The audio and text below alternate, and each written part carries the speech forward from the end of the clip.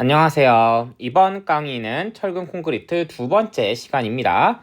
저번 강의의 첫 강의 때 파이 mn이 결국 mu보다 크거나 같으면 설계를 할 수가 있다라는 얘기를 했습니다. 그러니까 이 문장의 핵심이었고, 이제 이 강도 감소계수, 공칭 힘 강도, 그리고 계수 힘하중을 차근차근 알아보기로 했는데, 그 전에 철근 콘크리트 그래도 이제 초반부 강의니까 좀 기본적인 개념들을 설명을 하는 시간을 가져보려고 해요. 그래서 이 슬라이드는 이 철근 콘크리트를 왜 같이 조합을 해서 쓰는지에 대한 이유를 좀 설명을 먼저 해드리겠습니다. 그래서 여기서 자연스럽게 좀 다음 내용으로 넘어가 볼게요. 보를 하나 상상을 해볼게요. 이 보는 요 파란색 부분인 콘크리트랑요, 회색 부분인 요 철근이 같이 조합이 되어 있는 겁니다. 근데 지금은 일단 콘크리트만으로 보가 되어 있다라고 생각을 해볼게요. 이 철근이 없는 상태로 보가 뭐 이런 식으로 모멘트를 받게 되면은 휘겠죠. 뭐 어떤 물체든 여러분이 모멘트를 주면은 이렇게 휘는 걸 잘 상상을 할 수가 있을 겁니다. 자, 이때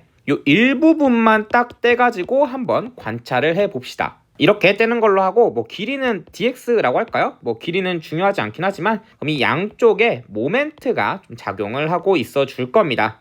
그럼 이 요소가 모멘트를 딱 받게 되면은 이런 식으로 모양이 된다라는 걸 아시겠나요? 이건 이제 그릴 수 있다, 이미지가 그려진다라는 가정하에 가겠습니다.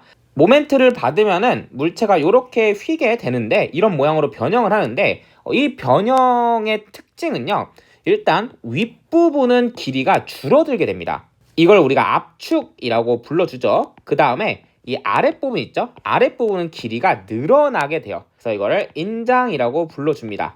제가 그려온 그림은 약간 여기가 길이가 늘어난 것처럼 보이긴 하는데, 실제로 여러분이 물체를 구부려 보면은 윗부분은 길이가 줄어들고 아랫부분은 길이가 늘어나는 거를 쉽게 볼 수가 있어요. 자, 그럼 여기서 이번 강의랑은 상관없지만 다음 강의들을 위해서 하나 개념만 좀 짚고 넘어갈게요. 재료학학 때 이게 배웠던 건데, 만약에 이 윗부분의 길이가 줄어들고 아랫부분의 길이가 늘어났잖아요. 그럼 어딘가에는 길이가 그대로인 부분이 있지 않을까요?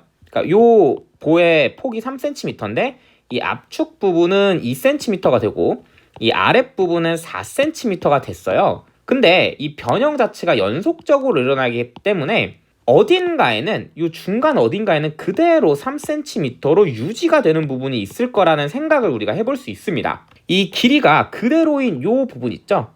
이 부분의 용어를 우리가 중립축이라고 불러줍니다. 혹은 중립면이라고 부르는데, 얘를 이제 이번 강의에 집중적으로 다루진 않을 건데, 앞으로 여러분이 보호를 하는 데 있어서 굉장히 중요한 용어이기 때문에 얘도 지금 잠깐 챙겨갑시다. 저는 우리의 원래 논점으로 돌아와서, 우리 지금 이걸 하고 있었죠? 왜 철근 콘크리트를 같이 쓰냐? 자, 이걸 알려면은 이 휨 변형 있죠? 보호가 휘었을 때 이 변형에 좀 독특한 특징을 하나 아셔야 됩니다. 그게 지금 압축과 인장을 받고 있다는 건데, 이게 왜 독특하냐면요, 여러분이 어떤 물체를 당긴다고 생각을 해봅시다. 힘을 주고. 그럼 이렇게 길이가 늘어나겠죠? 이때 여기 물체의 모든 점 있죠? 이 점이 늘어나기만 합니다. 반대로 이렇게 눌러줄까요? 이렇게 P라는 힘으로 물체를 눌러주면 얘는 줄어들겠죠? 얘도 똑같이 물체의 모든 점이 줄어들기만 해요. 즉 압축만 합니다. 그래서 이런 경우는 되게 쉬워요. 인장만 하거나 압축만 하게 되면 굉장히 쉬운데, 보의 변형 특징은 뭐냐면요, 압축과 인장이 동시에 나타난다는 게 되게 독특합니다. 그리고 여기가 바로 문제의 시작점이에요.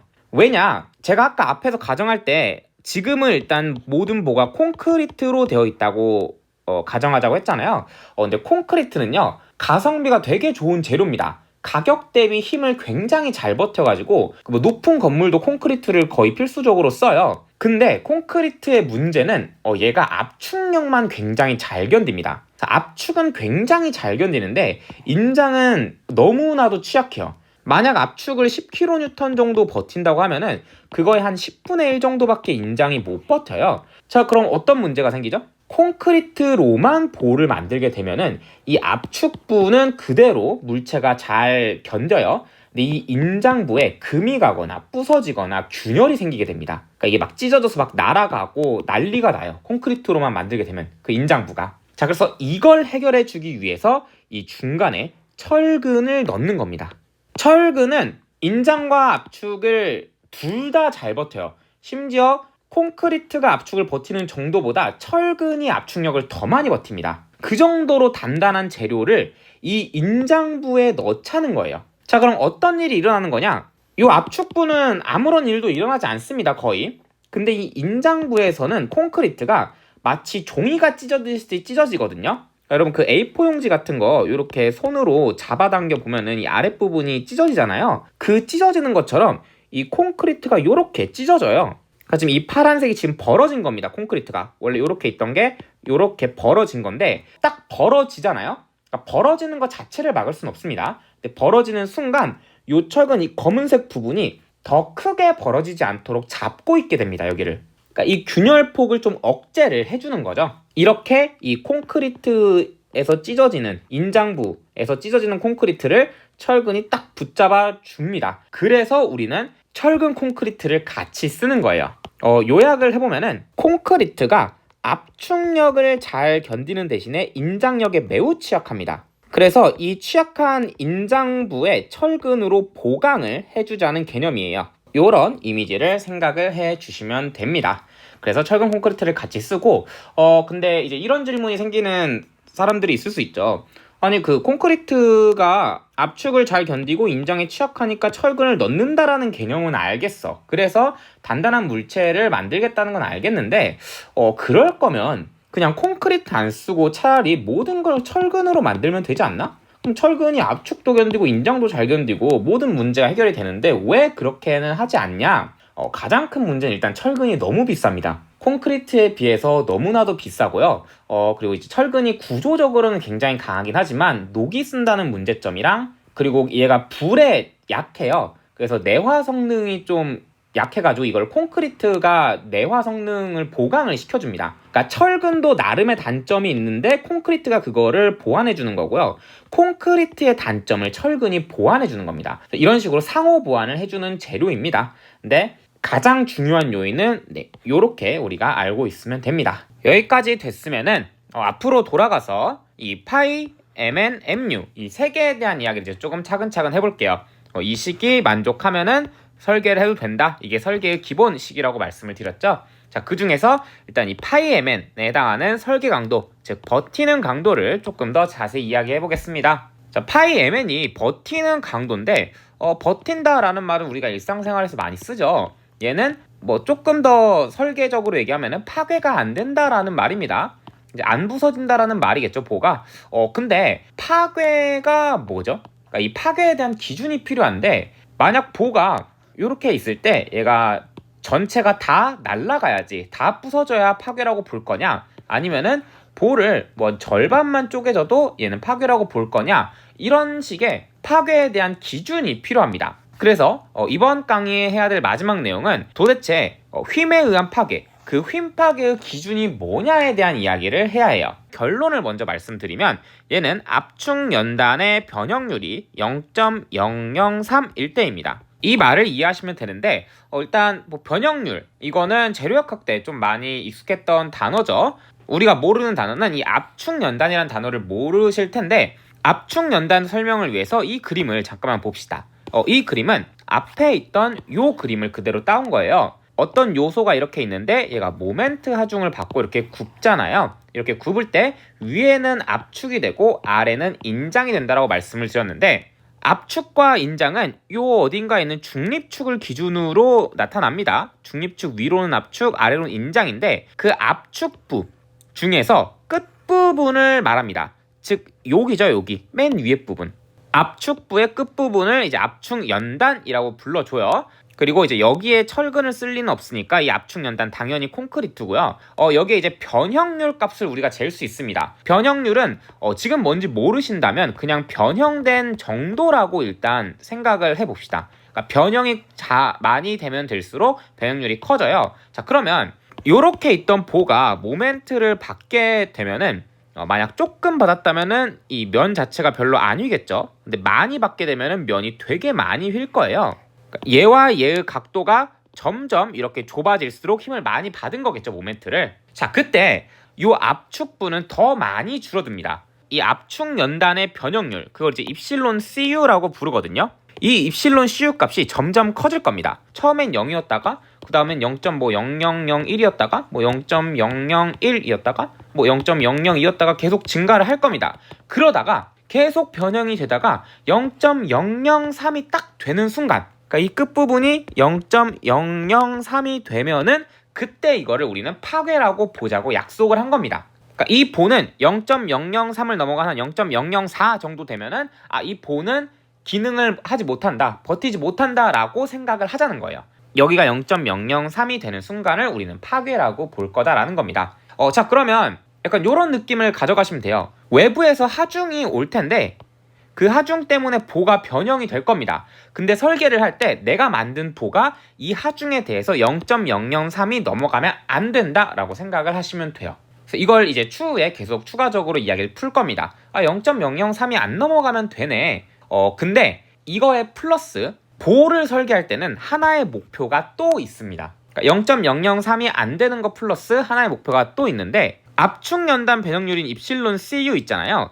얘가 0.003이 되기 전에 철근이 항복을 해야 합니다. 그래서 0.003이 안 되게도 해야 되고, 그 되기 전에 철근이 항복되는 조건도 만족을 해야 되는데, 항복이 뭔지 좀 설명을 드리겠습니다. 재료를 연구하는 학자들은 응력 변형률 선도를 굉장히 중요시 생각해요. 그래서 이걸 재료역학 때 여러분이 배우셨을 텐데, 여기다가는 이제 콘크리트의 응력 변형률 선도와 여기는 이제 철근의 응력 변형률 선도를 그려보겠습니다. 뭐 대충 그려보면은 콘크리트는 이런 식으로, 철근은 이런 식으로 그리면 돼요. 그러니까 X축이 변형률, Y축이 응력인데, 변형률이 이렇게 증가를 하다가 이 그래프가 끊긴 점 있죠?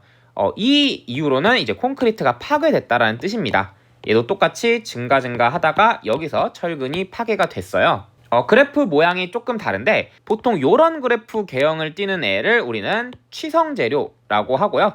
이 철근처럼 생긴 그래프는 연성재료라고 하는데, 이 연성재료는 약간 모짜렐라 치즈 같은 느낌입니다. 치즈가 이렇게 쭉 늘어나는 성질이 있잖아요. 그 쭉 늘어나는 성질을 소성이라고 부르고요. 그 소성이 시작되는 걸 항복이라고 부릅니다. 그리고 그래프적으로 표현을 해보면은 여기 있죠. 이 순간부터 이제 철근이 항복을 하고, 항복은 뭐 모짜렐라 치즈처럼 늘어난다 라고 생각을 해 주시면 됩니다. 자, 그럼 이 얘기는 뭐냐면요, 여기 압축 연단의 변형률이 0.003이 되면은 보가 뭐 대충 요런 형상이 될 텐데, 변형률은 압축 연단에 매길 수도 있지만 여기도 나름의 변형률 입실론 값이 있을 거고, 여기도 나름의 변형률 입실론 값이 있을 거예요. 그러니까 높이마다 이제 압축된 정도와 인장된 정도가 다르기 때문에 변형률이 다 다를 겁니다. 자, 그러면 여기에 있던 철근 있죠? 철근도 그 나름의 변형률을 가질 건데, 그건 보통 기호로 입실론 S라고 씁니다. 그럼 입실론 CU가 0.003이 될 때 입실론 S 값도 우리가 이제 나중에 구할 수 있게 되거든요.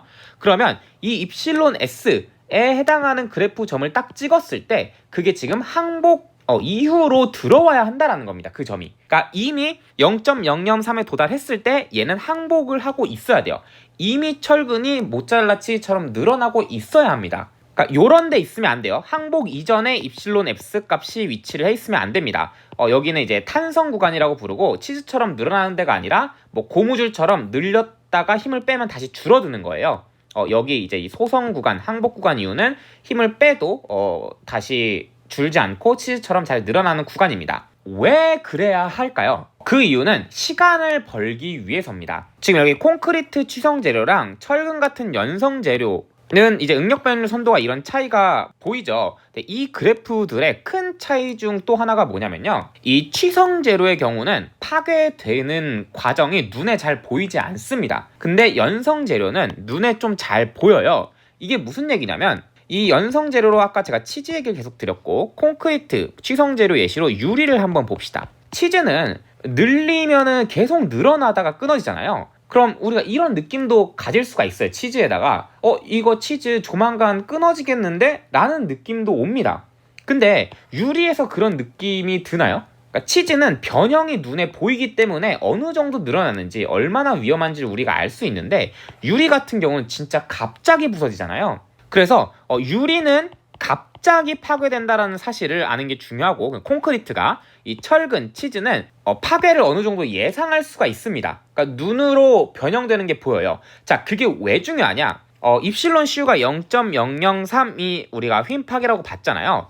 이거를 넘어가는 순간 콘크리트는 진짜 갑작스럽게 파괴가 됩니다. 그러니까 0.003이 됐는데 할 때 조치를 취하면 이미 늦어요. 근데 콘크리트가 아니라 철근이 항복을 하고 있잖아요. 그러면은 위험하다는 걸 우리가 쉽게 감지를 할 수 있고 그동안 이 볼을 보수, 수리 작업을 할 수가 있게 됩니다. 아니면 지금 이게 위험하니까 뭔가 이제 후속 조치를 할 수가 있게 돼요. 그래서 이 파괴가 일어나기 전에 철근이 항복해야 되는 이유는 철근이 항복을 안 하고 콘크리트가 파괴되면 너무 갑자기 파괴된다. 그래서 그 파괴가 되기 전에 철근이 항복하는 거를 보고 우리가 후속 조치를 취하자는 겁니다. 그래서 휨 파괴와 이 추가 목표 이 두 가지를 이 슬라이드에서 아는 게 중요하고 여기서 공칭 휨 강도에 대한 이야기를 앞으로 계속 할 겁니다. 오늘 이제 슬라이드 2개를 했죠. 이거는 앞으로 배울 내용들의 좀 중요한 내용들이기 때문에 복습을 좀 잘 해주시고 저는 다음 강의에서 공칭 휨 강도로 찾아뵙도록 하겠습니다. 감사합니다.